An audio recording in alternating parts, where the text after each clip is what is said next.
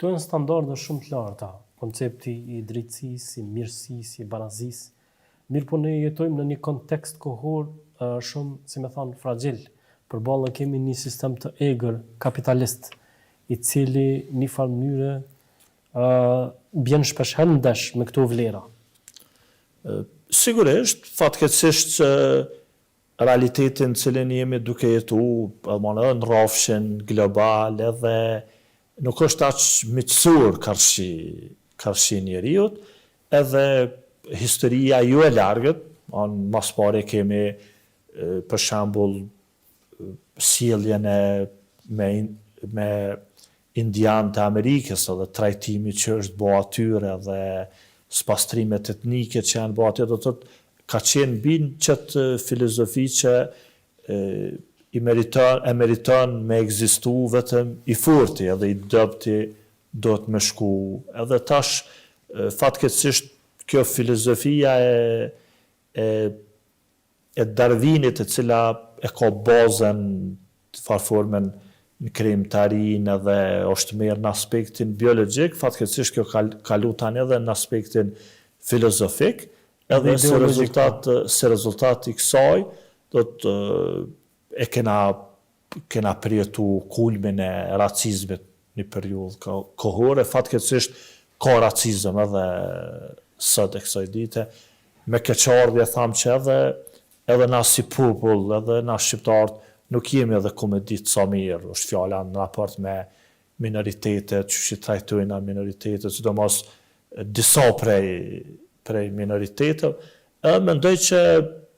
fatkeqësisht kjo filozofi ka ndikuar ose kalon gjurmë tek ne, edhe në dërsa nëse nalum edhe shqyqojna në bazat islame, shofim që kur ka fol, për shembull ka thonë kullukum li Adem edhe Adem min turab, gjithë jeni të Ademit, dhe Ademi është prej dheut, po do në më na tregu që origjina ose gjeneza jonë është e njëjtë, gjithashtu kur në një ajet kuranor Allah thot, o ju njerëz, do të thot pa marrë parasysh bindje fetare,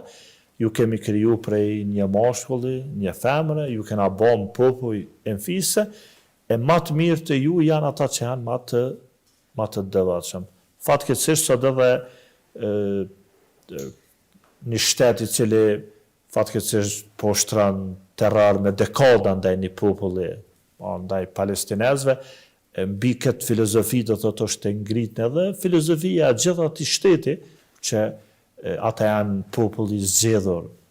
i Zotit, populli i zgjedhur. Ndoshta dikush mundet me thonë që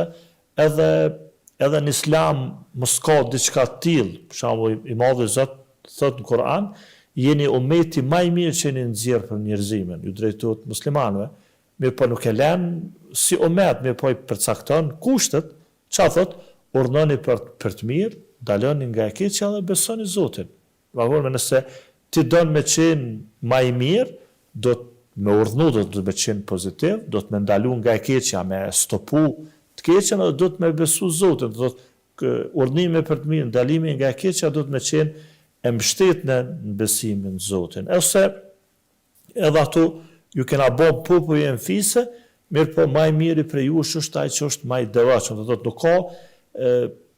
mirësia është me devotshmëri edhe me punë, jo me origjinë, jo me preardhje, jo me racë, jo me edhe mendoj që Islami e ka trajtuar në mënyrë perfekte,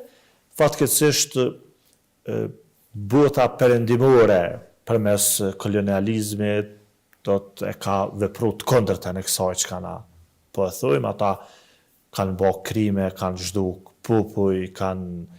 asimilu popull, ja u kanë ndru gjuhën popujve, kurse i Madhi Zot në Kur'an thot prej argumentave të Zotit është dallimi i gjuhëve tuaja edhe dallimi i ngjyrës tuaj. Është argumenti i Zotit, nëse ti lufton një gjuhë, ti bën që ke luftu një argument të Zotit, nëse lufton një racë, ti e luftu një argument të Zotit. Kjo është një diversitet që Zoti na ka krijuar të ndryshëm, mirë po na jena të njëjtë. Zoti na ka krijuar të ndryshëm, por na jena të barabartë, do të më trajtojë. Askush nuk është superior kundrejt tjetrit.